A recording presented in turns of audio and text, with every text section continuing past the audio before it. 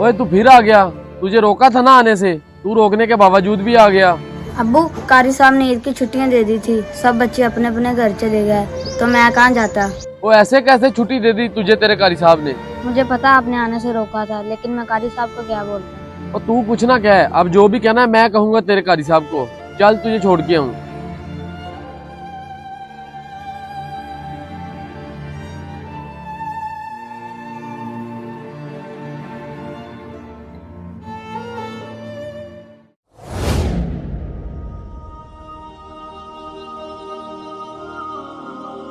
कारी साहब, अरे अरसलान, तुम लोगों को तो मैंने ईद की छुट्टियां दे दी थी, फिर तुम क्यों आ गए वापस? तो आज जी मैं चला गया था घर, लेकिन अब्बू वापस छोड़ने आ गए। वापस छोड़ने आ गए? लेकिन क्यों बेटा? पता नहीं, कारी साहब बाहर खड़े हुए हैं। अच्छा, बाहर खड़े हुए हैं। तुम बैठो, मैं उनसे बात करके आता हूँ।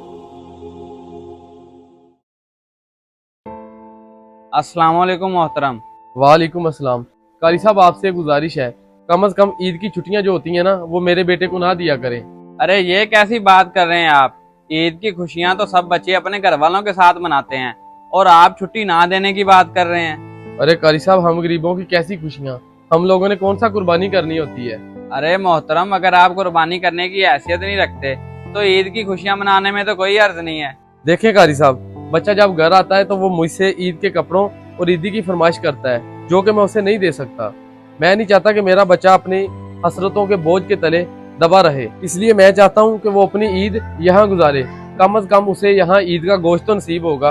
ओहो, तो ये सारा मसला है जिसकी वजह से आप अपने बच्चे को यहाँ छोड़ना चाह रहे हैं? जी कारी साहब, और आप मेरे बच्चे को ना बताइएगा कि उसको यहाँ छोड़ने की हकीकत ये है। नहीं नहीं, बेफिक्र रहे, मैं कुछ नहीं बताऊंगा। बस आप अल्लाह ताला की ज़ात पे भरोसा रखें, अल्लाह ताला इंशाल्लाह कोई ना कोई वसीला बना ही देगा। आमीन।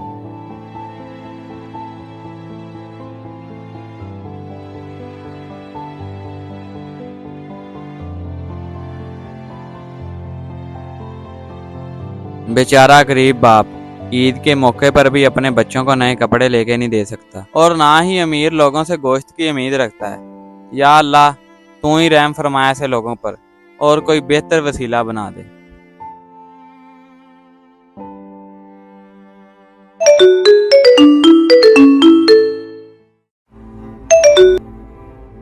भाईजान मुबारक हो, फैसला हमारे हक में हो गया है। अभी अभी वकील का फोन आया था, अब ये जमीन हमारे नाम पर होने से कोई नहीं रोक सकता। क्या वाकई?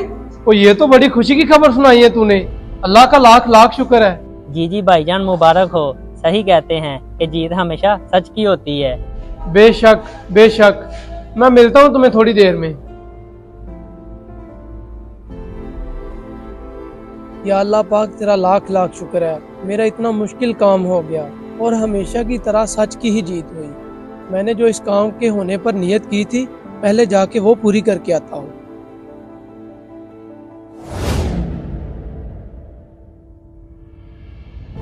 अस्सलाम वालेकुम, इस मस्जिद के इमाम आप हैं? वालेकुम अस्सलाम। जी जी मैं ही हूँ, आप हुक्म करें। दरअसल कारी साहब, मैंने एक नियत की थी एक काम के सिलसिले में कि अगर मेरा काम हो जाए तो मैं अल्लाह की राह पे पैसे दूंगा। उसी सिलसिले में आपसे मिलने आया हूँ। माशाल्लाह, ये तो बड़ी खुशी की बात है। अल्लाह ताला आपके लिए और आसानियाँ पैदा करे। आमीन। कारी साहब, आपका बहुत शुक्रिया। ये ले पूरे 20,000 है, इसको अल्लाह की राह में बेहतर तरीके से खर्च कर दीजिएगा। इंशाल्लाह अल्लाह ताला आपको और कामयाबियाँ दे। बहुत शुक्रिया कारी साहब, अल्लाह हाफिज। वाह मेरे मालिक, जरूरतमंदों का कहाँ कहाँ से वसीला बनाता है। बेटा, सबक याद कर लिया आपने?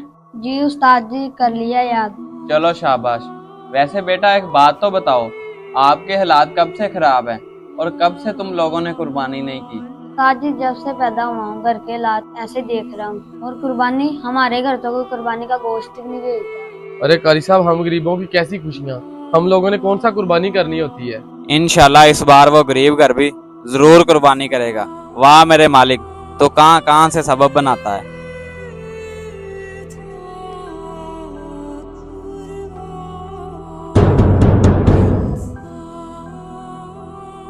अरे कारी साहब, आप सब खैरियत?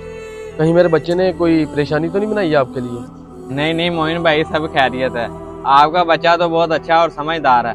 बस ये कुछ पैसे थे जो मैं आपको देने के लिए आया था, ताकि आपकी भी ईद अच्छे से गुजर सके। कुछ पैसे?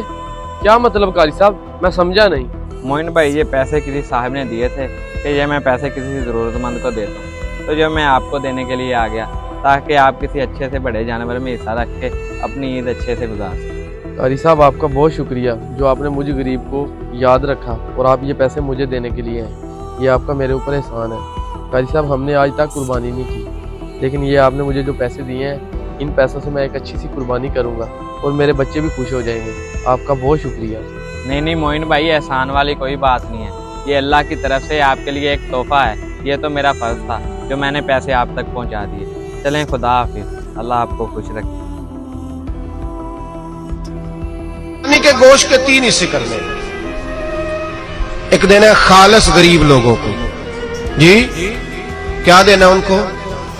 जी गरीबों को क्या देना है?